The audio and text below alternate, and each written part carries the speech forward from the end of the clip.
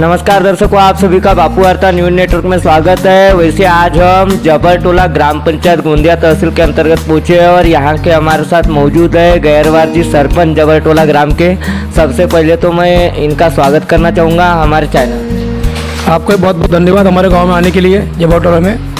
तो सरपंच महोदय ये बताइए, जब हम आपके गांव में आए, गांव में देखे काफ़ी सारी समस्याएं हैं, बारिश का सीजन चल रहा है, रोड रास्ते की समस्या है और वही समस्या हमें सोशल मीडिया के माध्यम से, व्हाट्सएप के माध्यम से आई थी। और एक ऐसी बात है कि ग्राम पंचायत के भव्य पटांगन है, उसके भी अगल बगल देखा जाए तो कीचड़ ही कीचड़ है। उसका कारण, मेन कारण ऐसा भी है कि हमारे यहाँ अभी हाईवे रोड बनी है मेन, तो उसके पास में जगह नहीं था मटल रखने के लिए। अब उसने बोला भैया मैं रोड पर रखूँगा तो ट्रैफिक जाम होगी, क्योंकि हाईवे रोड है वो।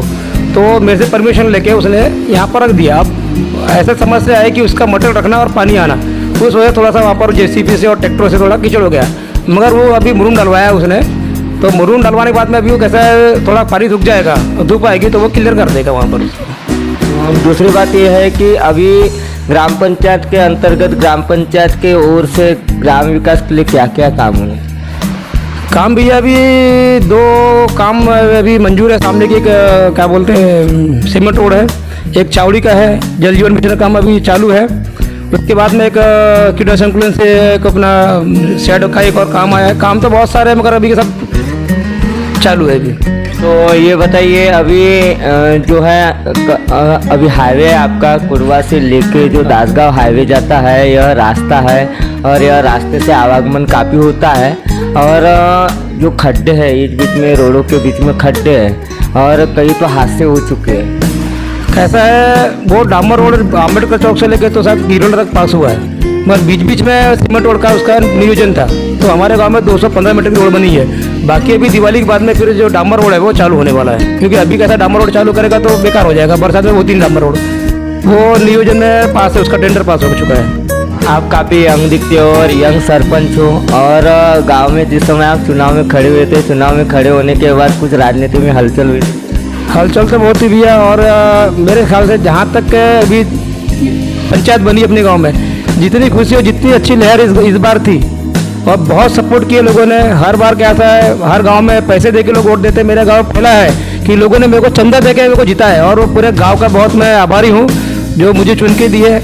और मेरे बहुत सपने हैं, आपको मैं 1 साल के बाद बताऊँगा मैं कैसा है। बाकी नेता समझ नहीं है कि मैं आपको आश्वासन दे दूँ, और मतलब मैं 1 साल के बाद में आपको मैं खुद बुलाऊँगा और मेरे गाँव में क्या क्या विकास हुआ है मैं आपको बताऊँगा। तो ये बताइए, अभी आप कोई पक्ष से बिलोंग वगैरह? भैया मैं श्री विनोद जी अग्रवाल इनकी चाबी संगठना से हूँ, और उनका बहुत साथ रहता है मेरे को मेरे गांव में विकास करने के लिए। जब भी जाता हूँ बिल्कुल दिल खोल के काम देते हैं मुझे, और अभी बहुत से काम है प्रोसीडिंग में है उनके पास में, दिवाली के बाद में आने वाले हैं। ऐसे भी समस्याएं कुछ आई थी हमें कि तुम्हारे ग्राम पंचायत को काम नहीं मिल पा रहे थे समय पे कुछ लोगों के, तो यानी कुछ स्थानीय नेता है जो मेरे गांव में काम को थोड़ा अनुरोध करते हैं, मगर कैसा है समस्या का हल निकल जाता है, क्योंकि गांव की पब्लिक मेरे साथ में है। सबसे मेन है पब्लिक, और पब्लिक ही सबका भाग विधाता होती है, चाहे कोई भी हो। आगे चुनाव है आमदार के, खासदार के, और भी चुनाव है। अगर ये लोग मेरे गाँव में गतिरोध लाएंगे अच्छा काम में, तो हम बताएंगे 2-3 साल बाद में, 2 साल बाद में, क्योंकि चुनाव तो आते जाते रहेंगे। छोटा गाँव है मगर छोटा ही गाँव निर्णय लेता है मेरा। कुछ जो प्रतिनिधि मेरे गांव से विनर होते हैं, अगर वो गांव के काम में रिकॉर्ड डालेंगे तो फिर गांव की जनता है। मैं क्या हूँ, अकेला तो मैं कुछ कर नहीं सकता, पूरी जनता मेरे साथ में है। तो दर्शकों, जिस प्रकार यहाँ के सरपंच महोदय ने बताया गैरवार जी ने कि किस तरीके से गांव में काम हो रहे, क्यों गांव में कुछ समस्या है वह आ रही है, समस्या का निवारण कब होगा, और क्यों काम में बाधाएं आ रही थी।